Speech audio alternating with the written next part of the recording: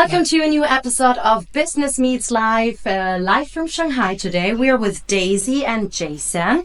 Now, you two, what is your global love story? Because I think this must be so romantic. You mean like how it started? Yes.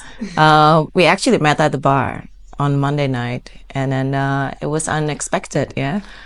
Then that was 19 years ago In Jakarta? in Jakarta. So just a quick synopsis of my history. So I left Brisbane for my home, Australia, moved to Jakarta, then moved to Shanghai in 2001, 2003, then Singapore briefly, 6 months in 2004, and then moved back to Jakarta in 2006. And by chance, we happened to meet each other. It was a religious holiday, so things are pretty quiet. And that's where it started. Amazing. So, what's better, living in Jakarta or in Shanghai? Or what's the difference between these two cities? I think it's a very big different lifestyle because in Jakarta it's very we get used to with the traffic, but we have a big home. We had a quite tight community expat then. So it's more like I don't know, it's like how to say and here is more fast past the city life because we can do a lot of things in one day because the traffic is less. Mm-hmm. So it just feel like we do have a more healthier lifestyle here. So I found I have more time to do exercise or even walk around outside, which is quite impossible to do it in Jakarta, even though you can, but the weather is quite humid. It doesn't really appealing for you that you want to go around and walk or run. Good to know because I've been to Bali, but not Jakarta yet. Yeah, Jakarta's, its cost of living is very reasonable, but its traffic's an issue. And like they said, walking around is not that easy, but Shanghai is so livable. You got the metro, you got Didi, and everywhere to walk around and exploration and discovery. I took my son for a walk around yesterday in North Bund, and it was very interesting, very nice. So we're pretty happy living in Shanghai. It's different than Jakarta, but the city's so livable. Happy to hear. Yes. And recently we've enjoyed a beautiful barbecue as well. Happy belated birthday again. Thank you. Yes. Okay. Now let's talk a little bit. So Daisy, you've created like a really powerful platform with What's New Indonesia. And I have actually known you because you were the co-founder of Gin and Juice, a bar actually just around the corner of where I lived. You've done a lot of other things as well. And Jason, you've spent like 3 decades in the relocation industry. How does actually your work and your entrepreneurial journeys inspire and support each other? We've been together for 19 years. That says, what we are building a life together, basically. Mm-hmm. So whatever he do or I do, if we are doing good and we support each other, and if we do good, it's both of us benefiting. It's for our family, our future plan. Mm-hmm. So of course, we are planning to have a nice retirement, no need to worry about working all the time, but try to create like a more passive income. Mm-hmm. And how to do it, it's by trust each other, like a plan, trust each other, how to say, investment plans or career plans, so. I think we're both supportive of each other's businesses. Mm-hmm. Meaning we don't impose our opinions unless they're asked for. But Daisy has her skills, which works very well for her business. Mm-hmm. I have my own skills, which I've developed over many years of working, which applies very well to my business. Yeah. So I think that helps, and just being supportive. And if I have an issue, which I think Daisy's opinion could benefit me, then I'll bring them up to her and respect her opinion. So it works very well. We don't work together. Mm-hmm. Probably a good thing. Because her opinions are very strong and my opinions are very strong, and we may not necessarily agree on things, but I think when she supports my business very well. She's very active in the expat community, and we get quite a bit of business from her talking to people that she knows. Yeah, you're super social. It's amazing. Just talking about this. So when I met you, there's so many things I didn't know. I've only like from the outside just perceived you. Oh, she's a super fun, social, positive woman running that bar. But there's so many things I didn't know about your other kind of businesses. And I think especially a lot of not only women, we sometimes have that outside perspective and we're judging like a book by its cover, right? And I think people absolutely underestimate of who you are, what you've created. There's so many things we also don't know, right? So tell us a little bit more about that. So what's new? So when I started What's New Indonesia, it's like 19 years ago, almost 20 years ago. Then I see something that is necessary. And then actually it's also because I was an outgoing person. I know a lot of people and I kept getting, and this is almost 20 years ago, I kept getting called from my friends that asking, what's happening tonight? Where we go? Where can you tell me where, what's happening, or where should I go for this? Where should I go? So I've been doing this for like long time. So you actually put a passion or hobby, you made a business out of that? Yes. So basically, I figured like a lot of that back then that a lot of people expat, they didn't know what's going on around Jakarta. And then that time it's only magazine. There's no, newspaper. There's nothing is online. So I thought if I put everything that I know online and people can see, I just share the link and people can see the information quickly. And that's how it started. So I started with Jakarta first. I opened Bali and then I combined the name, become What's New Indonesia. Then we cover 5 top city in Indonesia, which is Jakarta, Bandung, Surabaya, Yogyakarta, so Bali, of course. Then we cover all the rest of the other part of Indonesia and also help Indonesian travel outside. So I'm planning my next one is maybe open up my whatsnewasia.com. Wow. Yeah. Best wishes on that. I mean, you've always been super social and but you live in Shanghai. Number one, how many employees do you have? And number two, how do you manage your business while you actually live in Shanghai? I mean, although you're Indonesian. So I have a team that I think maybe there's about 14 people in total that work in Indonesia for me. And then we have a lot of part-timers too. But I'm lucky that I have a great number 2 that helped me to run the business. So when we decided to move to Shanghai, I just recently become a mom. Oh. So I just had my baby, and then I've been doing it for business for almost 12 years, and it was tiring because I have to be out about every day. And then when he said, "Oh, what do you think about moving to Shanghai? There's opportunity here for him." And I thought, you know what? I don't mind to step back a bit from my business and give my number 2 more role. And then I come here, maybe finding another opportunity for me. And then because that time, the business itself is already kind of run that time. And then I feel like I need to pull myself and then have more me time and also rethink what else I can do about the business, maybe focus more on development or create a new one. When you pulled back yourself because you had just moved, you just became a mom, what was the outcome from your business? Did it stay the same? Did it increase, decrease? Was it more positive or negative? I think surprisingly, it's actually take my business doubled or even more. Wow. Because I gave a trust to my team that to run it itself, and then pretty good. I'm not a helicopter boss. So I let them to run. I will question some when I look it up and double check. I spend few hours in the morning to check the work. And then if I have some question, I'll raise to them. But I'm not telling them what to do each, because I feel like each content that we create from my editors or from my social media content creator, they all have their own interests and different characters. So it can't be all follow my characters because we all human have a different interest. So I need to trust their opinion too. Yeah.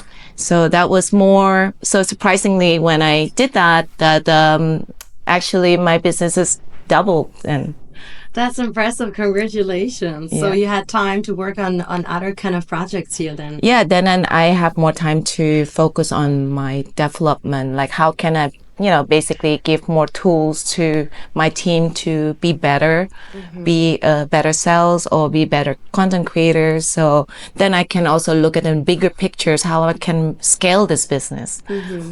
So I have a lot of friends living in Bali nowadays, so I definitely have to make sure that they all know about what's new Indonesia. So good that we spoke about this now. Jason, you manage 280 people in China and like 11 cities now. What's your secret to that success? It's not easy, firstly. I've got friends who live in like Singapore. Singapore's like one city-state. So we have 11 different cities that we operate in China. China's a big country size-wise. So there's a few factors in making it work. One is getting the right people, which is important, not always easy. But then you don't have to be in that city every month. You got Zoom in the team now. So you just have to communicate with them that they're accountable for what they're doing. It's visual what they're doing. If you see something wrong, you can fix it. So you're managing the team, not micromanaging. I don't think this is probably too much to micromanage. Let them know they have freedom, that you trust them to make the right decisions. But also provide that support if they're concerned about something, they need some help, that you're approachable. They're not scared to contact me and ask me questions, what should I do here? I encourage them to do that. And they do this because I assume most of them, they're probably Chinese, or I don't know if you have any foreigners. No, 99% Chinese. So it takes a while for them to adapt. When I started here in 2017, I'm a new person, new face, they don't know me. So I have to get to know them, they have to get to know me, and decide that I'm approachable, that they can trust my advice. I've been in business for a long time. So it's breaking that barrier from being a new face, a new personality, to someone that they can go to if they need to, and that they can trust. So you need to break that barrier. And it takes a little while to do that. Yeah, good to know. Now, you two are very public figures, I feel like. So many people know you. I mean, I've seen you for the first time for real at the Australian Chamber. I think it was like a kind of a lunch or so. And what is something that most people don't know about you? Daisy first. I think a lot of people didn't know that I'm married. Wait. We're talking about him. No, and then so I'm a mom. So most of people knows that in Shanghai it was from the gin and juice, the bar. Yeah. But they didn't realize that actually I have my own business in Indonesia, and then I didn't know. And then I also a mom, and then so it's and then plus I also have a disability with my right hand, which is a lot of people didn't know that I got so my right hand cannot open, cannot raise hand. It's from it happened during birth. So I had it since baby. That it's my mom had such a big baby during normal birth, and then they have to break my my shoulder. It's breakfast plexus, so basically pull me out. Wow. So I almost didn't made it apparently, but yeah. And now we can see that's why I call her a power lady, because she does not make any excuses. She's handling so many things at the same time. Yeah, and I would have never noticed that until the moment when you told me about 4 years ago. Yeah. Yeah, a lot of people don't notice. In fact, it probably took me a few dates. Few dates before I told him, like, hey, my right hand is. But she can drive. She can do everything that anyone else does. So that's one of the things that I respect about her, that she's overcome this disability to the point where she can do anything that she wants, and people don't even notice that she has it. So Yeah. yeah, so that's something that definitely gives me respect for who she is. Absolutely. What about you, Jason? What's something we don't know about you? Or maybe your wife apparently maybe also doesn't know. No, I mean, I have three granddaughters in Brisbane. I have a son and daughter living in Brisbane, and of course, son Brandon living here. That's probably the thing that people said, "You're a granddad already?" Yeah, I mean, I got married very young, had kids very young, and my daughter did the same thing, despite my advice otherwise. So, but in the social community, so Daisy has her groups, women groups that do lunches and dinners. I have my whiskey groups, a golfing group. So we mix in different circles. That's why people don't always connect the fact that they might know me and they might know Daisy. And you're actually together. And it's not until the subject comes up that they realize, oh, you guys are a couple. So, yeah, it's kind of interesting. Yeah, especially for 19 years. So, being partners in life and at work, how do you actually maintain the balance between love, business, and family? Or, I don't know if you guys have any specific habits or even boundaries that help you thrive as that power couple that you are. We do things together on the weekends. We try to spend time as a family, and then like, we definitely can't work together. When I started a business, like, he tried to help, and I tell him to back off, like, because it's it's not good for our relationship. I will ask you if I need help, Okay. but if so, that was our boundary, I think. It's typical for men, when their wife comes home, talks about an issue, a problem that they have. We want to be the knights in shining armor and come to the rescue and offer solutions. As it turns out, that a lot of women don't want that. They just want a sounding board where they can vent, and someone's there nodding their head and saying, it's too bad, without offering He's learning. about what you should. I learned that very quickly. So Good advice for all the men listening out there if you are in a relationship. absolutely. So as sounding boards, and the same thing with me, with Daisy, that we can vent and complain about whatever's going on in our lives, and the other person's a good listener and supportive without necessarily trying to say you should have done things differently, why didn't you do it this way. That's not something you want to hear. So it works quite well. So, I've got my job, she has her business she's focusing on. Weekends is family time, particularly with our son. So I think we've got a good balance between the work and personal family experience. Works well. Which brings me to the next question. I've met your son at the barbecue a few weeks ago, and I was like, wow, he has such good manners. And I was like, wow, what a cute boy. I mean, you did a really good job on him, I gotta say. So many of our listeners, they are not just business people. Some of them, they have children themselves or might be married. What is like your parenting philosophy? And beyond this, like, how do you raise your child in Shanghai is such a fast-paced and international environment where it's easy. I mean, you guys are extremely social. Like, how do you make that work with your son? First, I think we got lucky that he's a very content child, and then it's a very quite easy. I travel with him could be like 1.5 months, and then he was just two of us, and then he will be totally fine. So I think he's talk to him, treat him as like a person, not a kid.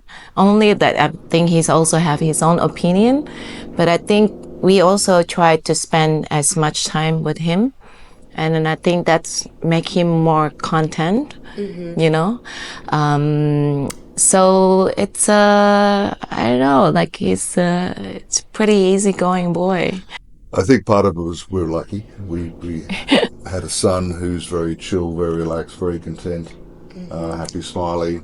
Good genes. Absolutely. So we try and also make the home environment comfortable, but I think having a kid in an international environment like Shanghai is, his friends, the British, the Korean, it's very helps make them see the world in a better perspective. Yeah. Having friends from different nationalities, he's studying Chinese and doing quite well in Chinese.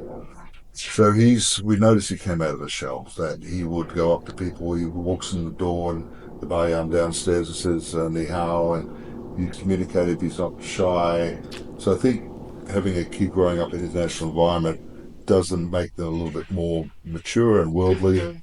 But certainly um, let's be frank, he has a pretty good life. We have the IE, um, we go to the movies, we I do like stuff on housemate weekends.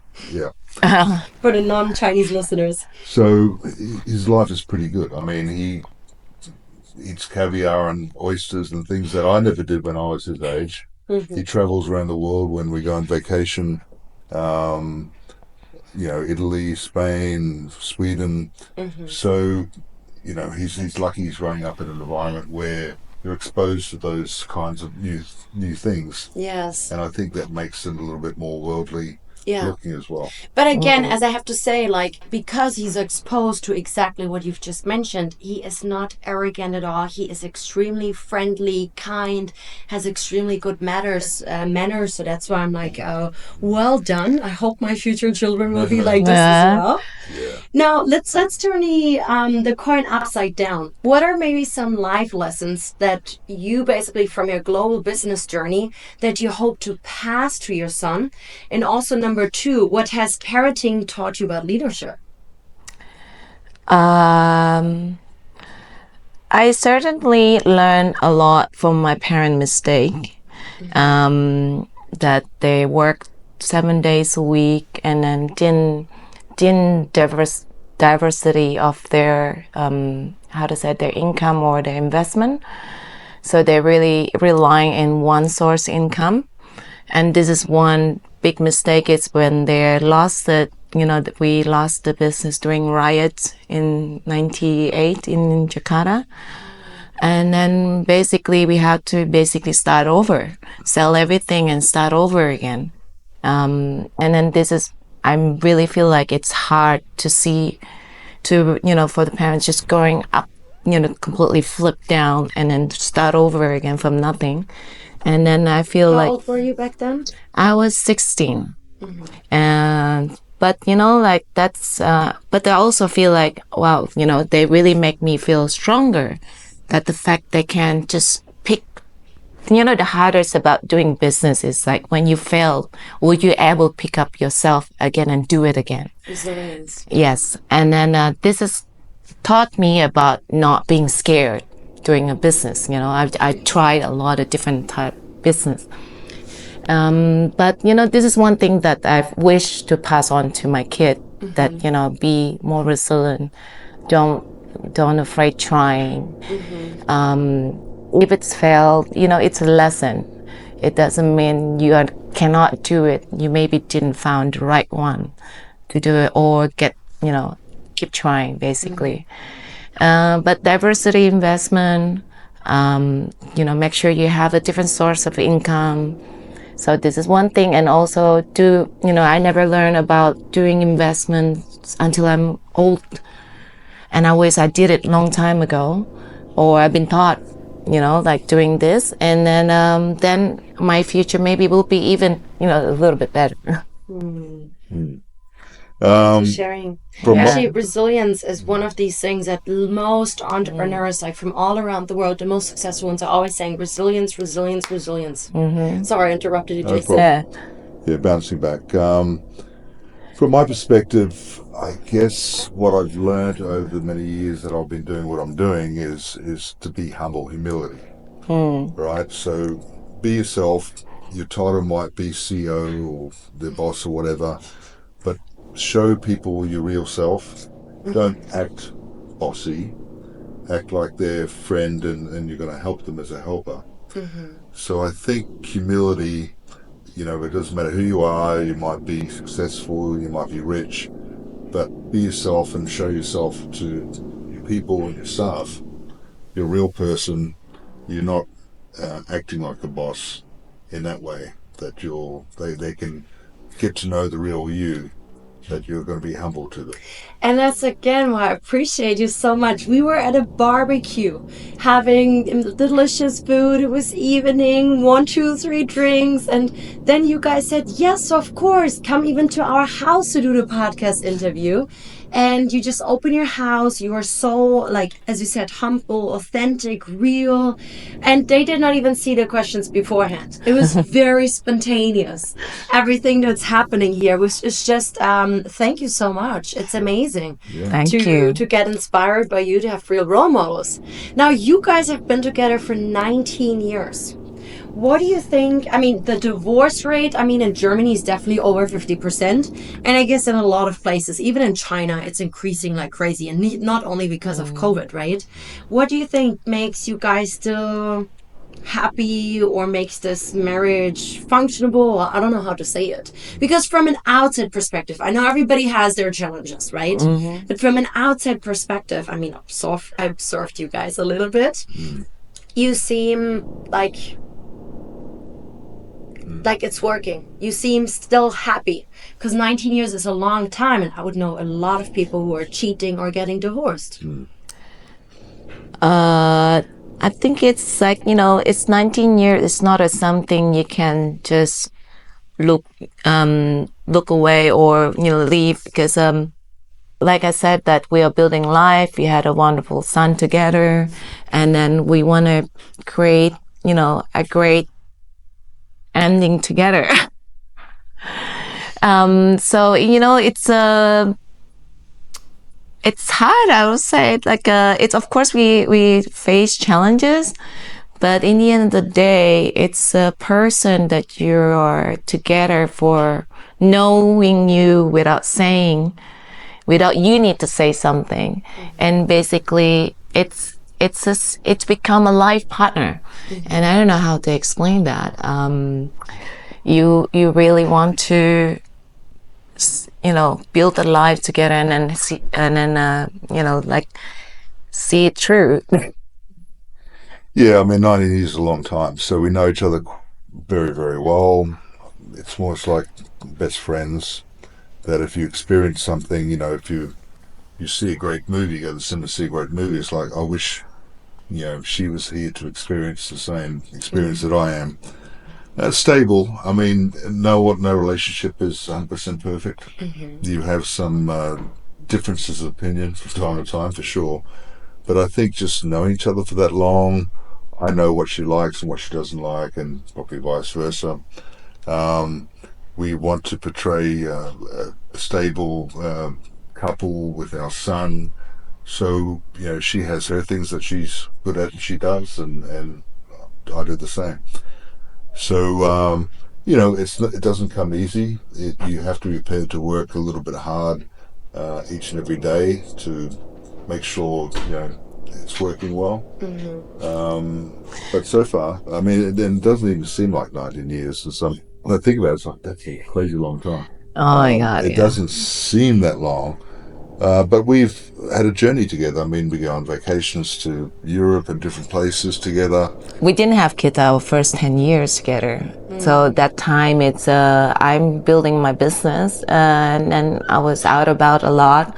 And then he was said, we should have one at least together. We were the first 10 years, we were not, even like after marriage, we were not having a kid yet.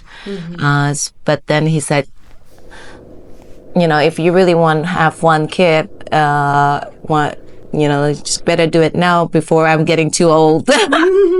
Sooner rather than later. So we did IVF with our son. Oh, wow. Yeah, so we got him. So, yeah. I think Brandon, our son, also helps bond us together as well. It helps because we both have parental responsibilities, which we share. So we take different roles in that regard. Daisy's probably a little bit more of the discipliner. And the fun guy to hang out with and play games with. So again, it's that family dynamic, which also The tiger helps. mama. So, Good cop, bad cop. Yes. so the family dynamic helps. And I mean, for us, a perfect weekend is hanging out with Brandon, going somewhere different, exploring a new part of Shanghai, experiencing something together. Last week, Daisy took Brandon to see Minecraft, which he loved, and Daisy's like, her hum. So I think the fact that we know each other quite well, so I know what annoys her, so I try not to do those things. Probably vice versa as well. But it's like living with your best friend. I mean, it's comfortable. What would be some advice for other people to make their marriage work out, and especially if they're also like both working and maybe are even parents? We are not an expert for sure, but I think honestly, but also avoid if you think it's, now we know each other temperament, like long enough or something. When the things are getting heated up, learn to walk away, and before you start saying something hurtful to each other. That's always easy to say for some time, but it's when he eat it. But yeah, the best is actually walk away and let it go for the day. And Jason? Yeah, keeping it grounded. What Daisy just said. You're going to have disagreements from time to time, differing opinions. Try not to let that escalate. Try not to go to sleep angry.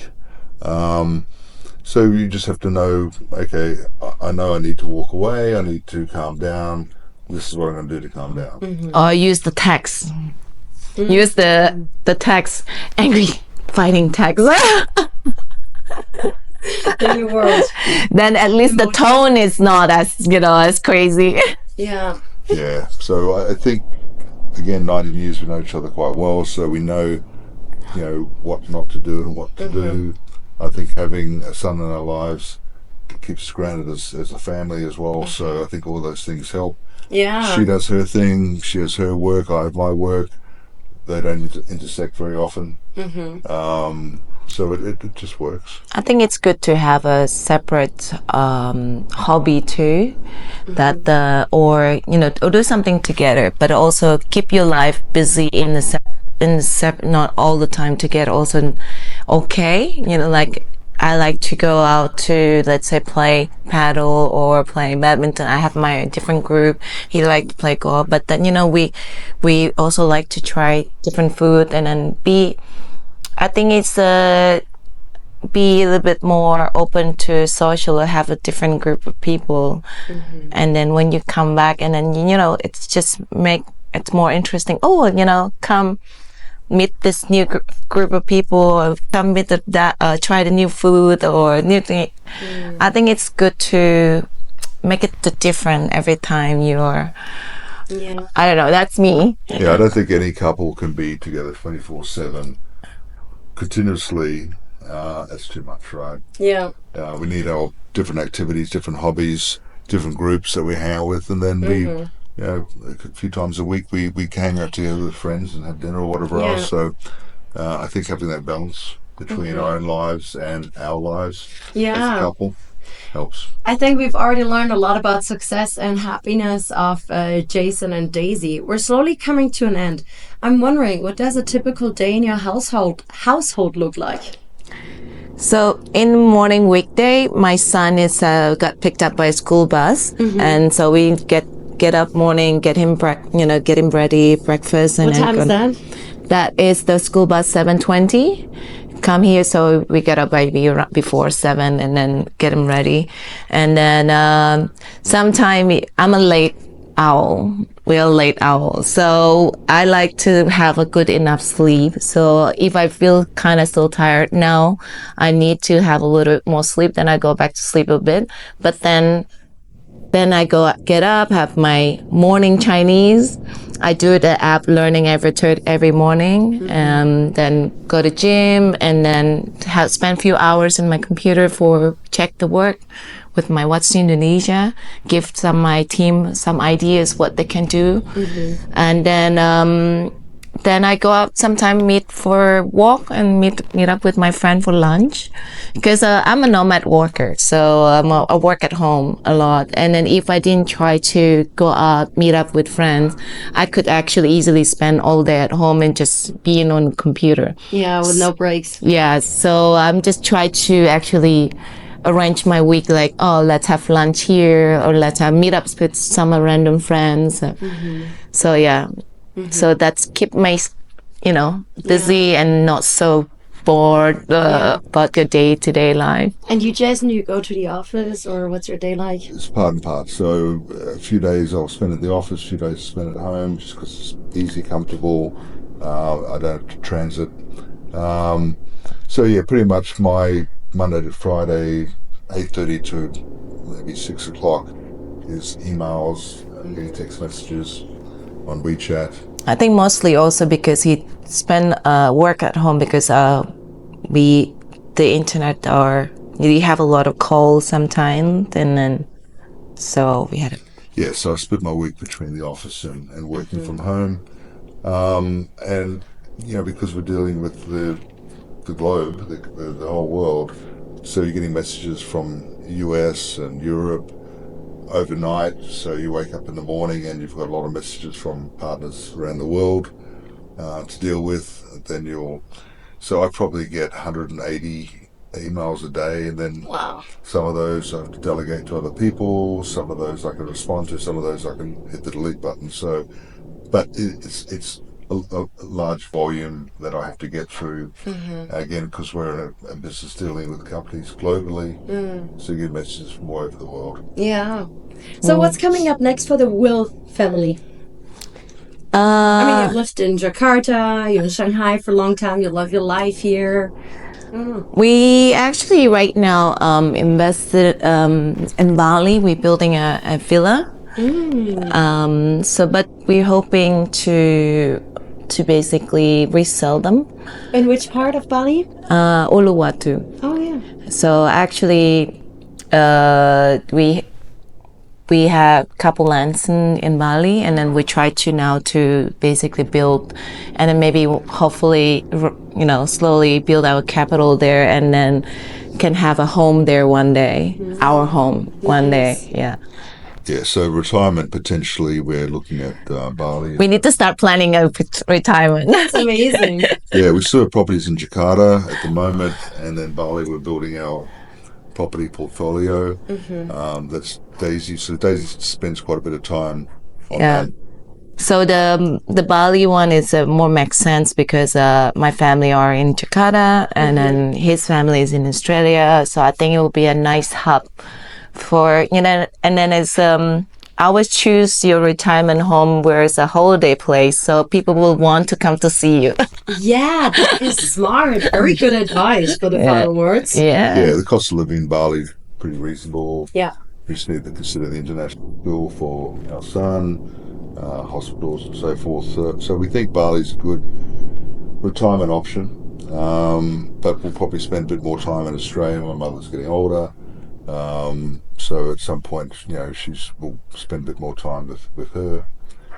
But in the meantime, we'll stay here as long as we can. Right? As we're allowed to, right? Yeah, as long as my bosses continue to be happy with me. So no immediate plans, but we're aware that at some point our China journey will end, and the what next. And so far, the what next is Bali. So we're working on that at the moment, building up our footprint there.